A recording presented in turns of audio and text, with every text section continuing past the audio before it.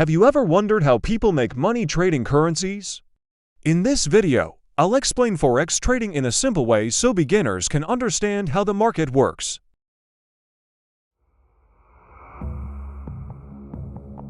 Forex trading means buying one currency while selling another. It is the largest financial market in the world, where trillions of dollars move every day. Forex is not gambling, it is a fast-moving world driven by economics, psychology, and opportunity.